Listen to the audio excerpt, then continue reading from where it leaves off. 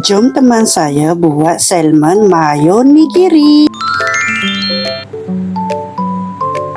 Mula-mula kita masuk dulu beras sushi. Beras sushi yang saya guna beras sumo. Awak boleh tengok dalam video tu dah. Lepas tu basuhlah beras sebanyak 4 kali. Lepas tu masukkan 1 pot air. Guna air masak dah. Next masuklah nasi sushi tu macam biasa. Macam kita tak nak nasi biasa dah.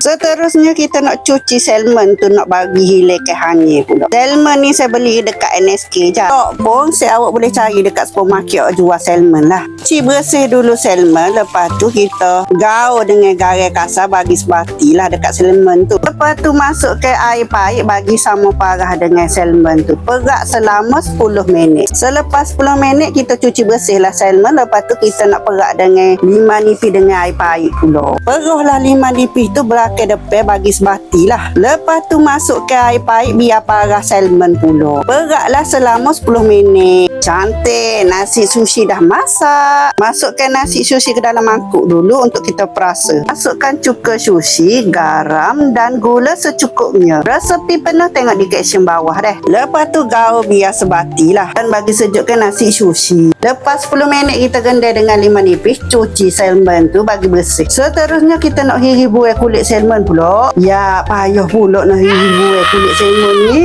Malah nak hiri tu. Kita guna cara lain lah. Masukkan salmon dalam mangkuk tu. Lepas tu cucur dengan air panas kat kulit salmon tu. Ambil salmon, lepas tu letak kat papan gigi.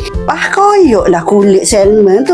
Tengok senang je tu. Dengan semudah ABC je koyok. Lemak salmon ni boleh makan. Kita letak tepi dulu. Lepas tu lak-lak lah salmon tu bagi kering dulu. Terusnya hiri salmon macam dalam video tu saya tak kerti nak oyak dah. Tengok dah betul-betul. Cara rana saya hiri. Seterusnya saya nak betuk nasi sushi jadi gungken sushi. Spray dulu acuan tak saya bagi nasi tu nekat. Spray juga tangan tak saya bagi sushi tu nekat kat tangan juga. Lepas tu buatlah macam dalam video tu saya tak kerti nak oyak dah. Tengoklah cara saya buat rana. Bentukkan nasi sushi siapa habis.